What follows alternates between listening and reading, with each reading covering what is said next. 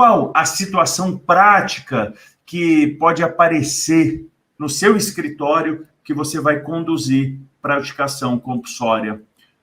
O clássico que acontece todos os dias. O cliente faz um contrato particular, quando pelo valor do imóvel deveria ter feito uma escritura pública.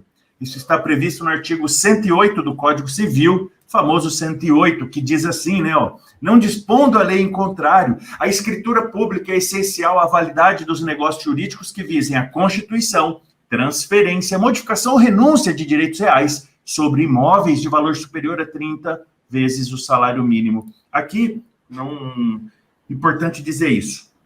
Para comprar e vender imóvel no Brasil, acima de 30 salários mínimos, o sistema registral exige duas etapas, que comprador e vendedor cumpram duas etapas. A primeira etapa é ir até o cartório de notas, um tabelião de notas, aquele que nota fatos, e por isso é chamado tabelionato de notas. Tabelião de notas é diferente do oficial do registro de imóveis, que o próprio nome diz. O oficial do registro de imóveis registra títulos nas matrículas, averba títulos nas matrículas. Já o tabelião de notas é aquele que nota fatos. E na compra e venda, o tabelião de notas irá notar a vontade do proprietário registral de dispor do bem, de vender, e vai lavrar uma escritura pública. A vontade do comprador em comprar.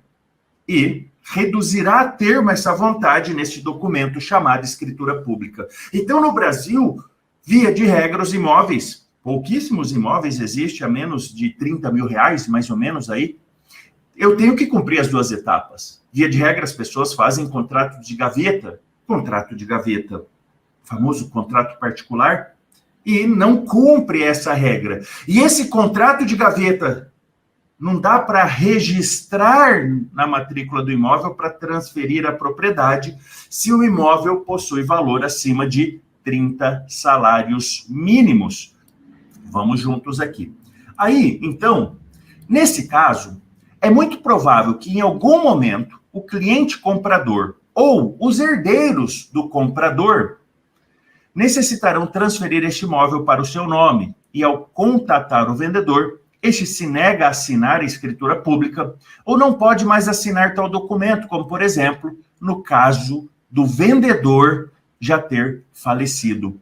Então, como que vai aparecer no escritório uma situação que deverá ser conduzida para uma adjudicação compulsória? O cliente chega com um contrato de compra e venda, com uma promessa de compra e venda. Ok. A promessa de compra e venda não transfere a propriedade, porque o imóvel tem valor acima de 30 salários mínimos e não foi cumprida aquelas duas etapas que o professor Marcel falou, e eu nunca mais vou esquecer, professor. Duas etapas. Tabelionato de notas, escritura pública. Pegou a escritura pública, leva até o cartório de registro de imóveis para registrar e transferir a propriedade. Essa é a regra no Brasil.